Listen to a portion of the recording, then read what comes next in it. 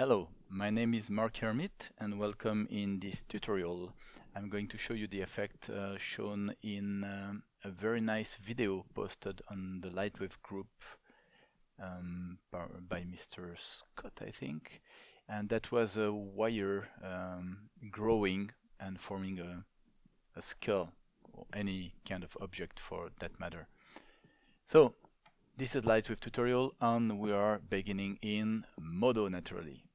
Why that? Because the first step of the tutorial needs something, a function that we don't have in Lightwave.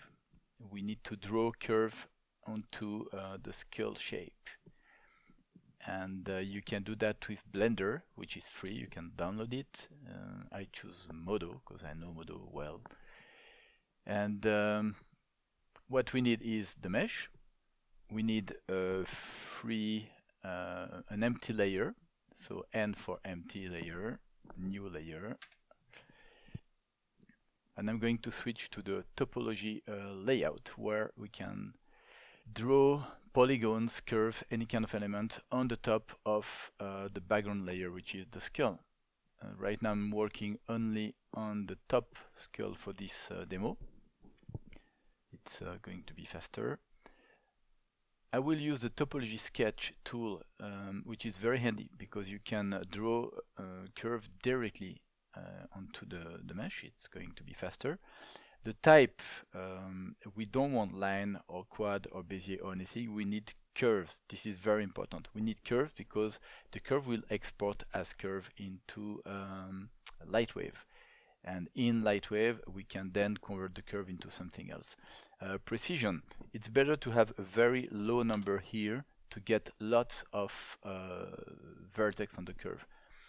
One of the reasons is when we will convert the curve into polychain, the lower resolution the curve, the lower resolution the polychain, and we'll have a lot of straight line between the points. Click anywhere. I want the curve to start growing and from a space inside the skull and growing outside. You could very well start anywhere in the eye, for instance, or in the jaw, and draw all your curves from the same point, and they will emulate some kind of plant or something growing from one single seed and growing all over the surface. Anyway, I speak too much. Click. Draw. You can draw any kind of curve, of course, straight, very organic, whatever the style you're looking for.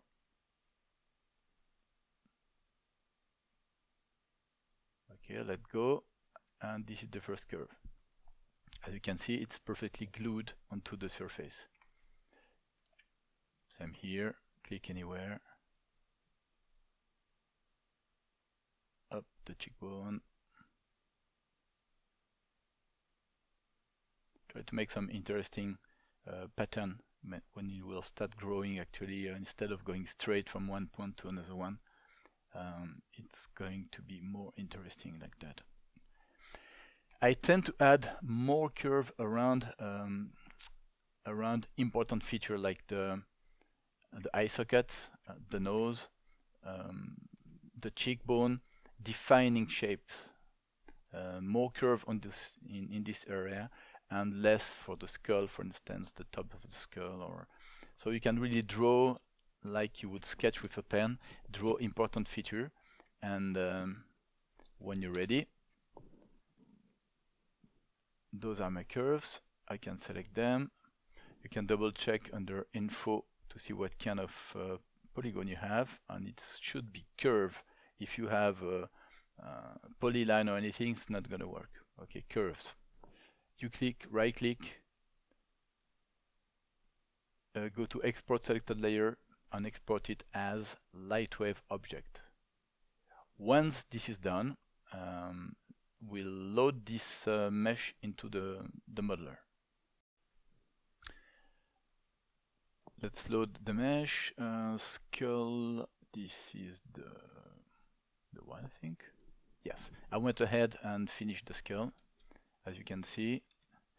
And if you click on anything you will see that you have a curve, the little diamond shape in the beginning of the curve, and everything is selected as one polygon, which is a curve. If we had polychain, you'll have all the edges selected separately. To make a polychain out of this, it's very easy. We're going to use, under Setup, the FiberFX Strand Maker. You see you have one layer only. When you click on Strand Maker, boom, another layer made out of polychains. This is what I was telling you. You see the distance between the vertex of the curve makes it very, very difficult. You can't have straight. You can't have curved line. Actually, it's interpolating. The polychain is interpolating in a straight line between the vertex. And if we use the first technique, which is the edge thickness, this is not going to look good. Okay, but with the second technique, which is the FiberFX, that won't be a problem. Now, this is one way to make the curves, whether you use Blender, Modo, anything you like outside of Lightwave, which is not able to do those geometry. But there is a funny way to make curves in Lightwave sticking to a mesh, and I'm going to show you that right now before we go any further. Okay, to speed up a little bit the process, I'm going to load the scene I've prepared, which is test particle curves. So we have particle moving on the sphere and they stuck to the surface. Okay, and the way I do it is easy enough. Load any object. It could be your skull, whatever. I choose a sphere. In that case, just for calculation purpose, it's really fast. But you can. The point is to use any object you want. The first thing you'll do is creating a Fx emitter. Let's clear the motion. Okay. Fx emitter. The settings, I put the number of curve actually I want 250 curves, so 250 particle in the first frame, 250 particle as a particle limit, so I know I won't get more than that. Nozzle is object surface, of course. The particle size, I gave some size. I have the feeling that the calculations are much more precise when I give size, and anyway, so I put size on that. Lifetime, I go until the end of my timeline, 120. Doesn't really matter because the particle are going to draw a path, and this path will be used to create polychain. So the longer you want the path, the more frame you have to add.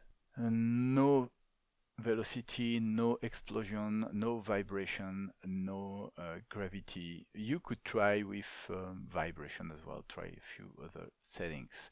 But because you don't want those particles to fly around, you need to add an Fx collision, and the mode will be stick, which means all the particles will stick to the surface. Bounce bin power, I put 50. I don't want them to glue too much in place, and I found that 50 worked well.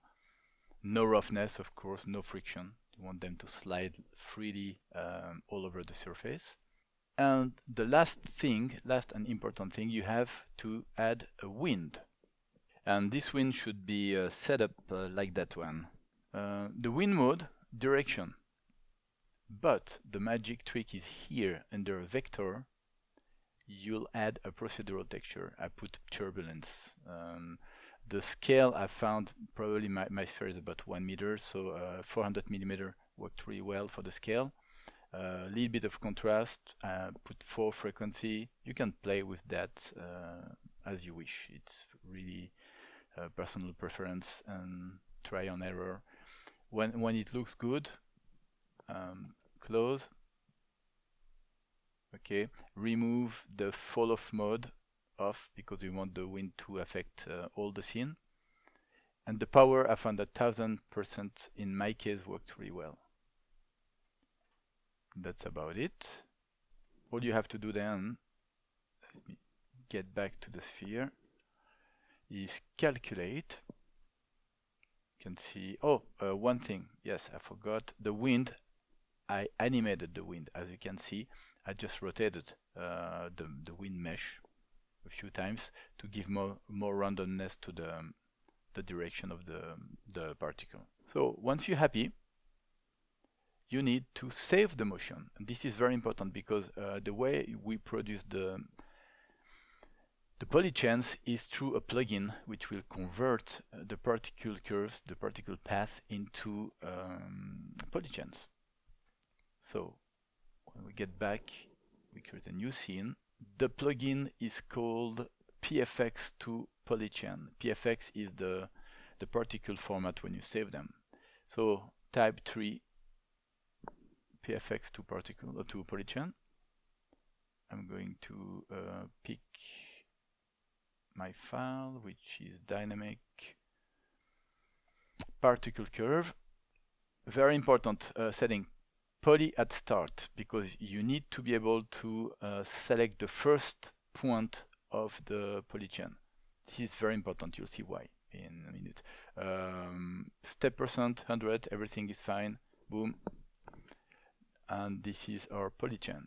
As you can see, if I select in polygon mode, one polygon is one little fragment of the curve. If you expand it, you see you have a lot of them. Here, under polygon statistic, I have one vertex, which is the little one point polygon that we created when transforming the particle path into polychain. And if we want to animate it with Fertilizer, we need a wave map. And this is exactly the same for the skull. This is exactly the same. Depending from what we use, we need a wave map. So for both, we'll create with the same way. The plugin is called Weight Outward.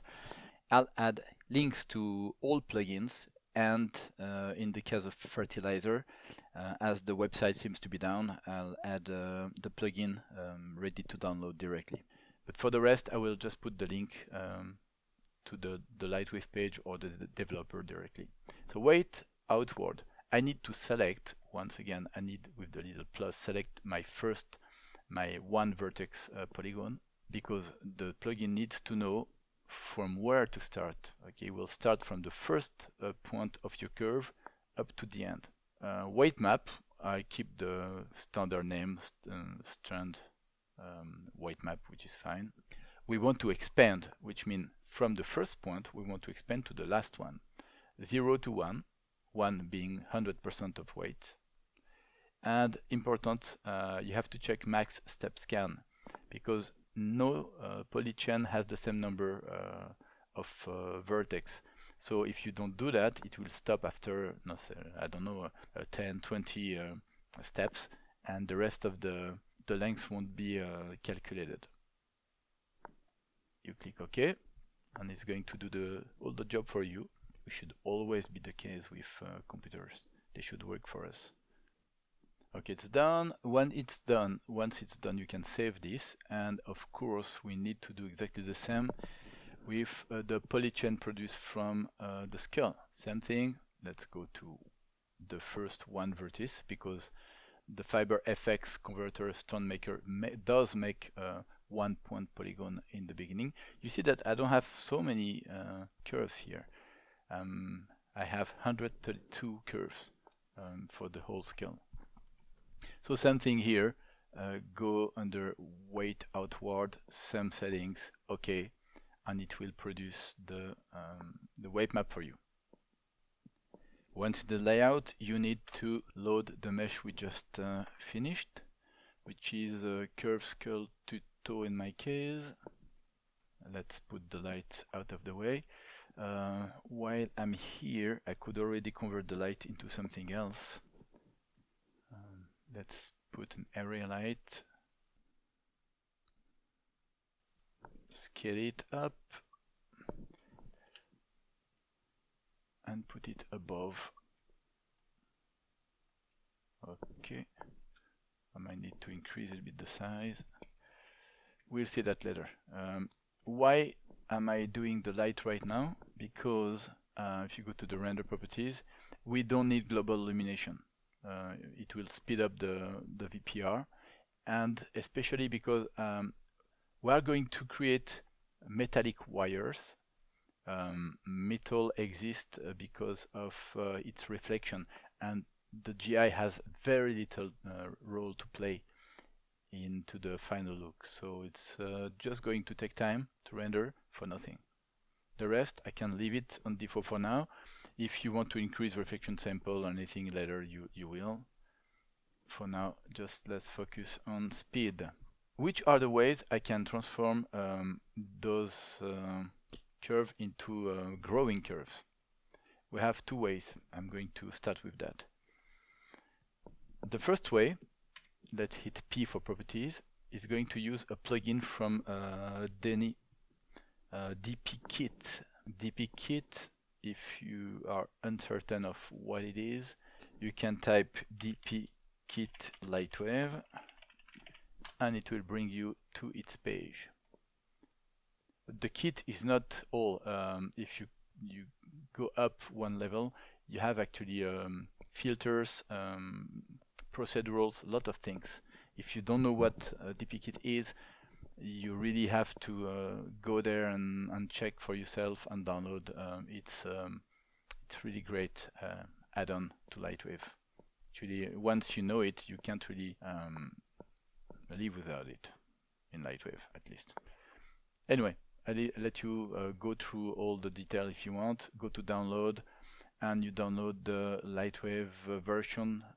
2018 works with the 2019, of course. Anyway, you download, install plugin. You know how to do it, I guess. Edit plugin, add plugin, and so on. Go to the nodal displacement, activate it, and the plugin we are going to use, the first one, is called Shifter. So you just click Shift and Shifter. Perfect. Let me clean up a little bit the space here.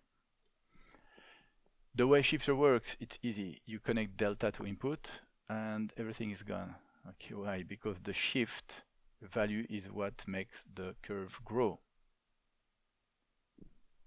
So you can animate it by hand. You could very well put a scalar node on the shift, or you can use the timeline with time info. Plug the time on the shift and scroll, and as you can see, it will create the curves, but it creates the curve a little bit too fast.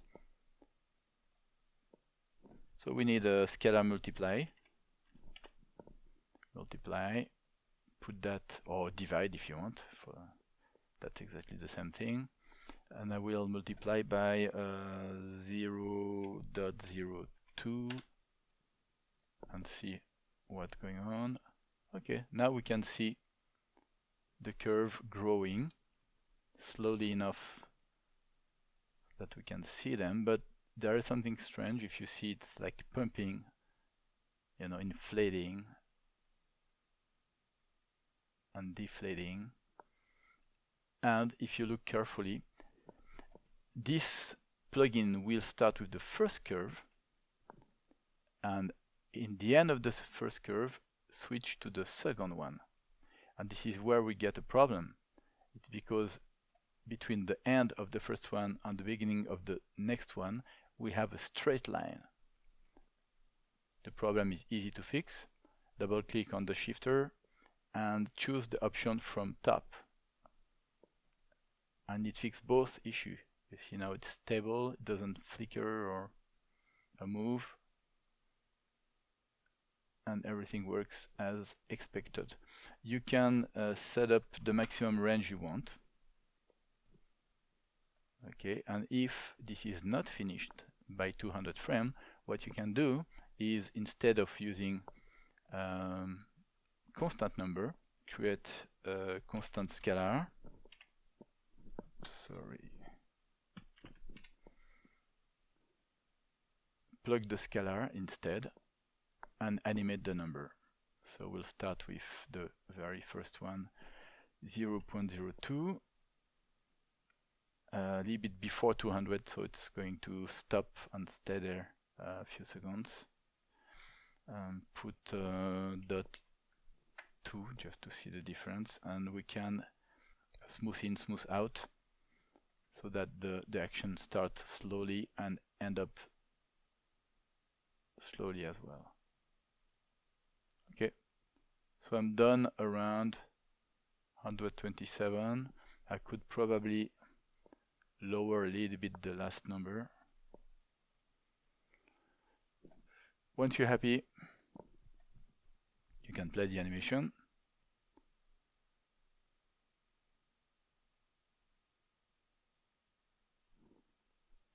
Okay, cool.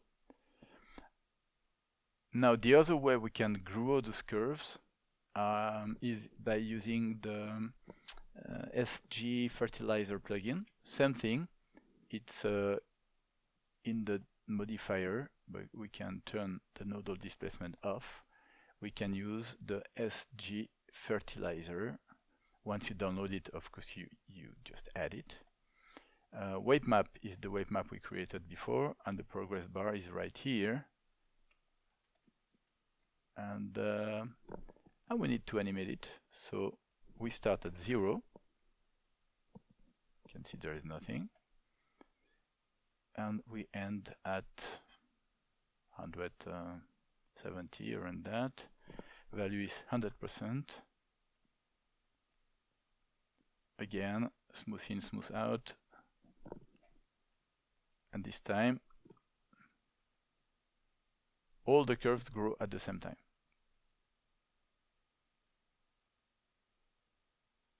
Okay, they all start. Some end later because they're just a little bit longer. So the time is proportional to the length of the curve.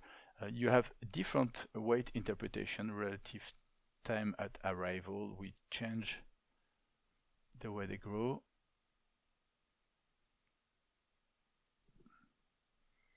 And you have a linear, cardinal. You have several interpolation types, so you can check that and see how it works for you. I'd like to see with you to have a look to the two methods I'm going to use to create the tubes. The first one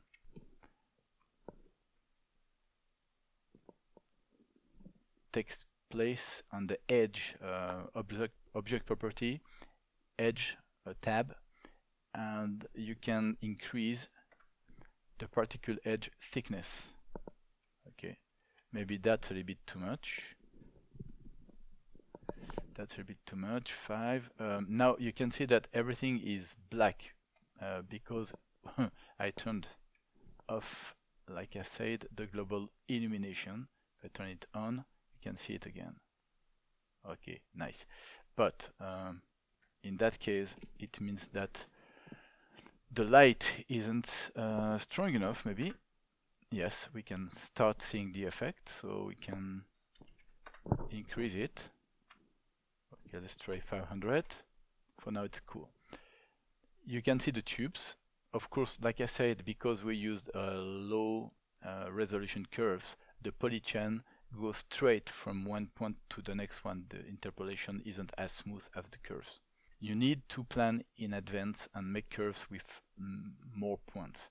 The resolution I showed you with level 2-3 precision would give me enough points, but I didn't do the scale that way. I did the scale with a lower resolution, and so I didn't want to redo everything. I reused that one. Of course, let's increase that to 10, for instance. Okay. The other thing that makes it look very difficult to light is that we have no reflection, and the reflection will take place here on the material. Okay, we have very low reflection. Standard, I will pick the BSDF model, and there is few reflection because we have nothing to really reflect either. Okay, and the glossy reflection has to be on. Look at the difference. everything is dark, activate glossy reflection, and the background starts reflecting. But because the background is very even, we don't see those nice metallic shading that we could have. Metallic shading, under material, metallic, put it at 90, and we start seeing something more metallic. The other problem we have, roughness, let's put that to 20, is the color of the metal. Let's choose something a bit darker. I personally use a gradient for this thing. Gradient. Under color. Okay. The first key is the outside. I want to use the incidence. The first key is the outside of the tube or the mesh, and the lower key here, the one, actually it's the one closest to 1, is straight ahead of me. Okay, it's like perpendicular to my view, to my face, to my eyes, or my camera, whatever you want. This is parallel to the view, and this is perpendicular to the view. So I want something darker here and lighter outside. So let's pick something lighter, like that. And this one is a bit too dark anyway. Okay, and gives you a little bit of a variation in the shading. And of course, we need a backdrop image. I go to image. We don't need especially an HDR image for that. I can grab studio image with lots of variation. Backdrop, you go to texture environment, double click. Image map projection spherical, the y-axis, because we want a sphere around our mesh, and pick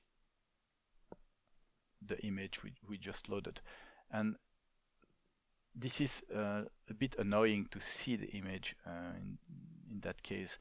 So what you can do is go to compositing and use backdrop color, which is black by default. Okay, now we're going somewhere. You can play with the roughness, specular, and so on, the sheen. For now, let's keep it that way.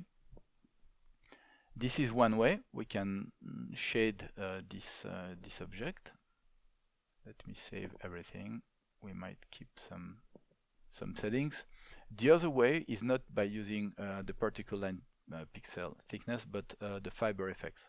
Let's get that back to 0, so we don't see the curves at all. And let's switch to the fiber effects, which is FX tool, fiber effects. We need to select the layer with the polychain and activate it. We can render VPR, and it looks like nothing because right now it's using fiber type stroke, which looks like hair. We need solid. Then we need to increase the fiber width to 60 mm, for instance. I cheated, I tried before. Okay, that looks like a pepper band. It's quite interesting actually. You can use that look as well. Fiber smooth, this is what's important. Here we had a lot of straight line, but you see it's already a little bit smooth, and you can go up to 4. 3 subdivision will be far enough. When you increase the subdivision, you can see that it doesn't look flat, but it looks like a little bit curly and wavy, because by default the styling includes 10% kink. You could use that, animate it, put a noise on the top to make variation. That's up to you. For now I will put 0, but like I said, I like to use the fiber effects because I get more option. I can animate a lot of settings. The bump itself will allow me to move displace the resulting tubes away from the guides. Random lengths as well. Let's put 100. You can see that you get variation. when the tubes are growing, you can actually animate them with the E, animate them so that they go away from the polychain and then get back to form the perfect skull in the end. You can do that with the edge trick here. You can see that we have translucency, and this is not looking like a tube at all for now. The result is interesting, but it's not what we want. Let me go back to 0 for random lengths. The reason is right here, because the fiber, we're still using the hair material, and we don't want the hair material. We want to use the BSDF material, and this is something else. Now, because I saved the first material, I'm going to copy and paste it. And as you can see, it works perfectly.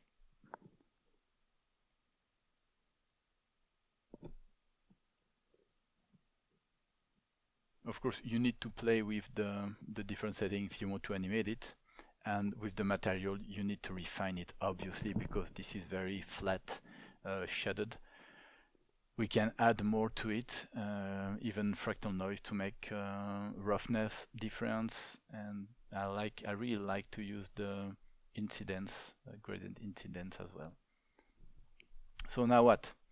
I want to show you how you can use the fiber effects, another good point when you use that, to shade differently those fibers. But for that, let me increase the size to 100, maybe 100 millimeters, because I want to see what's going on really nicely. Oh, by the way, if you think that you made too few curves, you can always increase the fiber quantity and the guide radius to double your curves and have them offsetted, around the guide, so they're not in the same space. So anyway, if I type fiber, I have the fiber info, which is very interesting because you can grab the fiber U and V coordinate, which means the length and the circumference. So let me grab another gradient. Input, I'm going to use the fiber V, plug the color, and grab two very different colors so we can see the effect. The first one, I'm going to choose a bright red, the second one a bright green. Okay, and you can see that both get mixed, which is interesting. If you want to do electric wire, you can put a bunch of color and have them mixed, red, blue, green, whatever electric wire color you want. But I don't see really well if I'm coloring the whole thing, from the beginning to the end. Or so what you can do is change the smoothing to step. And as you can see, I'm actually coloring in the length of my curve, because only the small portion here is colored red and all the rest is green. So the input I'm interested in, we can do that. We could very well have a starting color and an end color and make a variation on that, but I'm more interested for this example into the U coordinate. And you can see the U coordinate is actually making a thin red line all along my fiber. I can increase the size of my red line. You could use, instead of constant, repeat and have many red lines all around. That's fine. The second one, I don't want green anymore. I want something a little bit more realistic. So let's start with a very dark gray. And I'd like to emit light from this red line. So I can actually copy and paste this, have the same input, and I want to play with the alpha. The alpha, where I have gray, I want 0, and where it's red, I want 100. And I grab the alpha and I put that onto the luminous amount. And of course, luminous color should be red, so I can as well plug the red here if I want. And here we go. Okay, that's pretty cool. Of course, it follows the animation.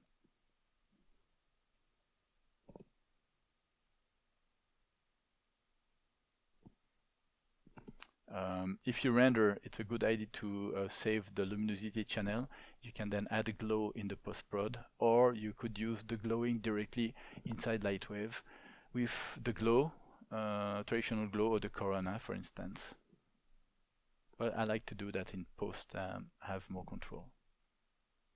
I think that's about it. I don't think I've forgotten much. Let me know if something isn't clear. Just ask on the YouTube channel or on the Lightwave user group where I will post the tutorial. I hope you liked it, and I was not too long for the explanation. Thank you. Bye bye.